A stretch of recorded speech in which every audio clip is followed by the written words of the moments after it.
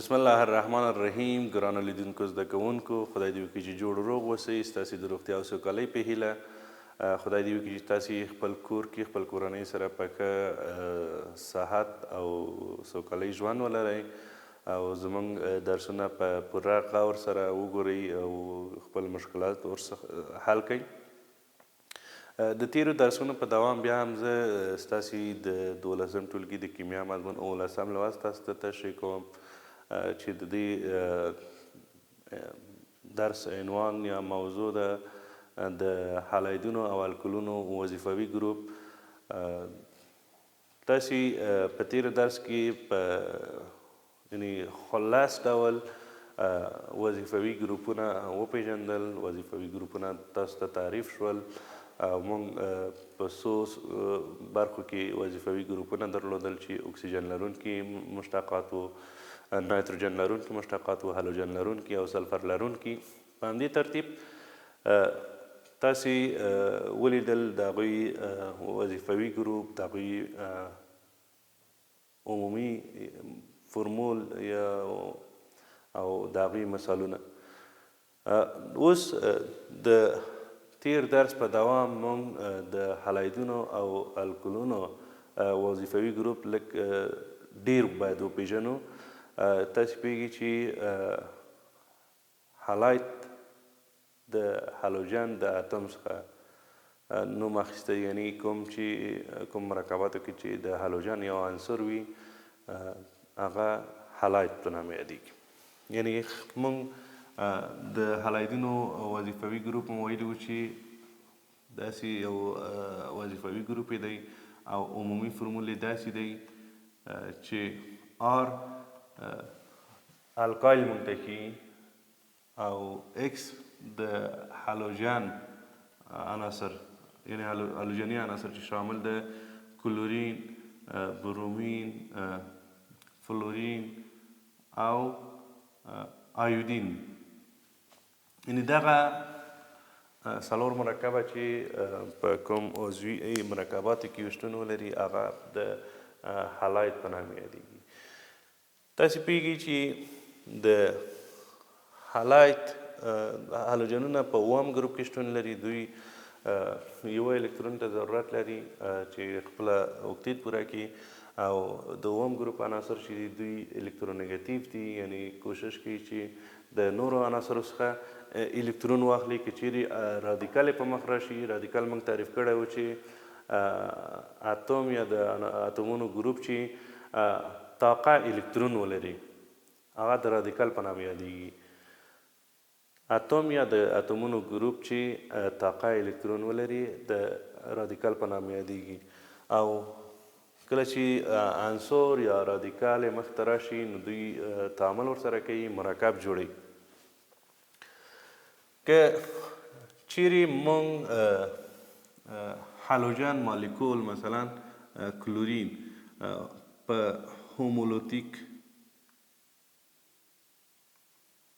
هومولوتیکي ډول باندې جلا کړو، دلته کلورین په دوه رادیکلونو باندې چې یو الکترون طاقه لري دلته ما نښه کړی تجزیه کیږي. هومولوتیک ډول قطع کیدل یا پرې کیدل په دې معنی چې د الکترونو کشش دواړو طرف ته نه دی، په مساویانه توګه تقسیمیږي یا ویشل کیږي تر څو آزاد الکترون ولري. او هیترولیتیک تعامل چې دی مثلا د اوبو مالیکول کې مثلا که چیرې موږ دغه تجزیه کړو د هیترولیتیک طریقه باندې،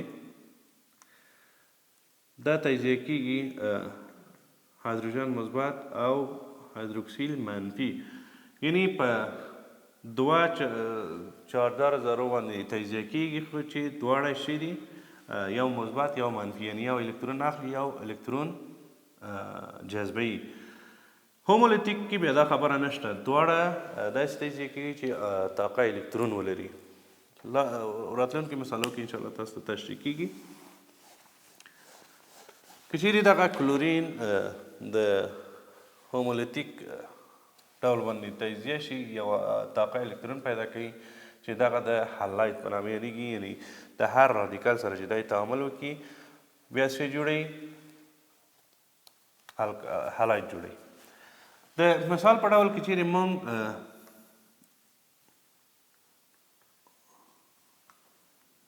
د الکایل یو رادیکال د هایدروجن سره چې خپل الکایل دی دا د کلورین سره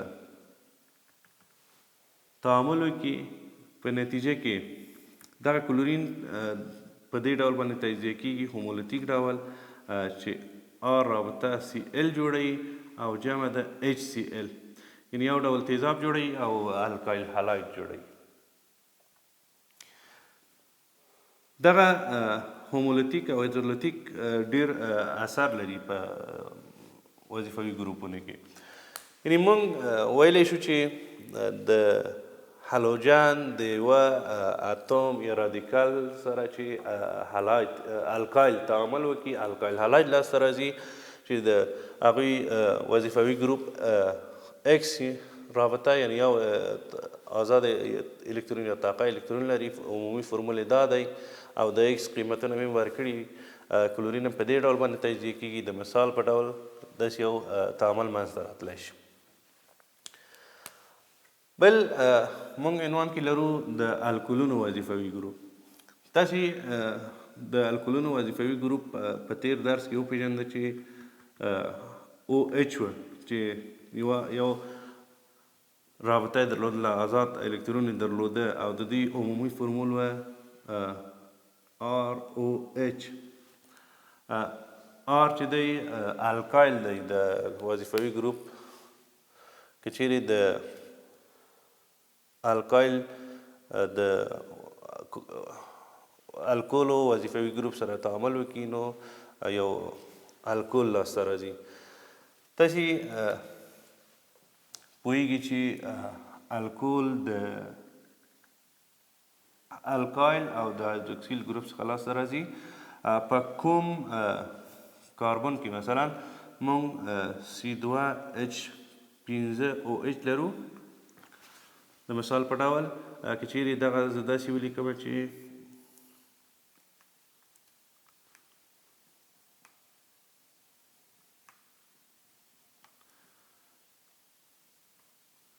کوم کاربن کې چې دغه الکولو وظیفوي ګروپ نصب شوی د کاربینول په نامه یادیږي. د کاربینول په نامه یادیږي. د کاربینول د ولانس په نظر کې نیولو سره موږ بیا درې ډوله الکولونه لرو چې اولی، دویم او دریم. موږ د کاربینول کوم کاربن باندې چې رادیکالونه نصب کیږي او الکالینونه نصب کیږي، اولی الکول، دویم الکول، دریم الکول لرو. د مثال په ډول دغه الکول لومړنی الکول دی، لومړنی الکول دی او که چیرې دوه رادیکاله د نصب شوي وي دا دویم الکول دی، او که چیرې درې رادیکاله د الکایل نصب شوي وي هغه دریم الکول دی. یعنی کوم کاربینول باندې چې د الکولو قیمت الکول او هایدروکسیل پکې نصب دی، یعنې وظیفوي ګروپ پې نصب دی، هغه که چیرې یو رادیکال ولري لومړنی الکول دی، او که چیرې دوه رادیکاله ولري دویم الکول دی، او که چیرې درې رادیکاله ولري د الکالینو هغه دریم الکول. یعنی د کوم کاربن کې چې هایدروکسیل نصب کیږي د کاربینول په نامه یادیږي، او دلته درې ډوله الکولونه جوړوي چې لومړنی، دویم او دریم. د الکولونو د هایدروکسیل ګروپ نصب کیدل موږ کولی شو چې داسې ووایو کوم الکول کې چې یو هایدروکسیل ولګي. کوم مرکب کې چې یو هایدروکسیل وي هغه ته یو قیمته الکول ویلی شو. کوم ګروپ مرکب کې چې دوه ګروپ د هایدروکسیل وي دوه قیمته الکول ویلی شو. او کوم مرکب کې چې درې الکوله وي یعنې درې ګروپ د هایدروکسیل وي موږ ورته درې قیمته الکول ویلی شو. موږ د کاربینول په شتون کې چې موږ دلته تشریح کړه د کاربینول ګروپ په ایترونو کې هم شتون لري. د ایترونو کې چې دغه کاربینول ګروپ دی د کاربن او اکسیجن ترمنځ چې کومه رابطه ده دغه رابطه چون اکسیجن الکترونیګاتیو دی د الکترونیګاتیو خاصیت له مخې الکترون جذبوي. دغه الکترون چې جذبوي د یعنې قطبي خاصیت ځان ته غوره کوي او دی په اوبو کې ښه حل کیږي. په الکولو کې همدا یوه خبره ده چې رابطه د کاربن او اکسیجن چې ده قطبي ده او الکول په اوبو کې ښه حل کیدلی شي. موږ په الکولونو کې او په هالایدونو کې کوم مشخصات چې دي په مکمل ډول وروسته هر یو ځان ته یو عنوان دی چې تشریح کیږي. خو موږ په دې درس کې د هالایدونو هغه وظیفوي ګروپ وپېژنده او کوم طریقه باندې چې دوی تجزیه کیږي په هغه باندې خبرې وکړې چې هومولیتیک تجزیه وه یعنې د هومولیتیک ډول باندې پرې کیږي د هالوجنونو ګروپونه. هالوجنونه خو چون د کیمیاوي فعالیت له مخې اکثرا په مالیکولي ډول باندې پیدا کیږي نو دغه د مالیکول ټوټه کول چې کلور او کلور باید لاسته راشي طاقه الکترون دوی باید ولري چې د هومولیتیک طریقې باندې تجزیه کیږي پرې کیږي هیترولیتیکي باندې نه. دغه رادیکال چې مثلا که د کلور وي یا د فلور وي یا د برومین وي یا د آیودین وي هر یو چې وي په الکایل باندې چې نصب شي موږ ته هلاید لاسته راځي. مثلا لرو چې RCl RBr RI RF یعنی که چیرې دغه هلاید وي دغه وي الکایل وي نو دغه هلاید ورسره یو ځای شي الکال هلاید په نامه یادېږي. دغه څلور ډوله مرکبات جوړولی شي. د ایکس قیمت موږ مخکې ویلي وو چې یعنی ایکس پر ځای موږ کلورین برومین آیودین او فلورین کولی شو چې نصب کړو. بیا راغلو د الکولونو وظیفوي ګروپ ته. الکولونه وویل چې OH دی عمومي فرمولې ROH دی او د الکایل او د هایدروکسیل ګروپ څخه چې دوی جوړیږي الکول د هغه کاربن کې چې هایدروکسیل نصب کیږي د کاربینول په نامه یادیږي او دغه کاربینول باندې چې کوم الکولونه هایدروکسیل ګروپونه نصب کیږي هلته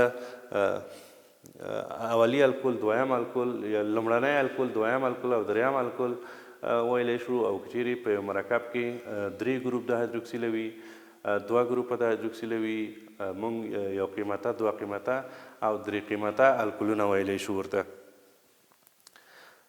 موږ د الکولونو د مشخصاتو باندې هم پوه شو چې ROH یعنی کوم الکول چې کوم الکایل چې د هایدروکسیل ګروپ سره تعامل ولري مثال په ډول چې موږ C2H5OH مثال ورکړی و د ده په ځای موږ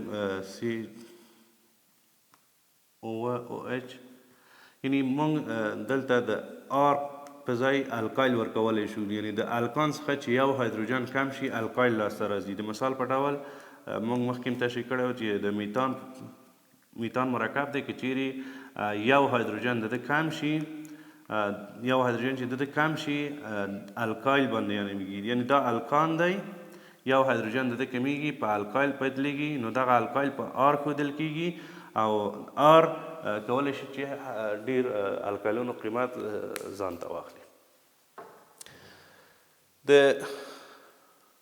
خدای دې وکړي چې د دې درس نه مو څه زده کړي وي. ستاسو د روغتیا او سوکالۍ په هیله په الله مو سپارم. کوشش وکړئ زموږ د برنامې تعقیب کړئ او ستاسې د کورنۍ دندې دپاره د هالایت او د الکولو هر یوه وظیفوي ګروپونه چې ولري 5 مرکبونه خپل کتابچو کې ولیکئ.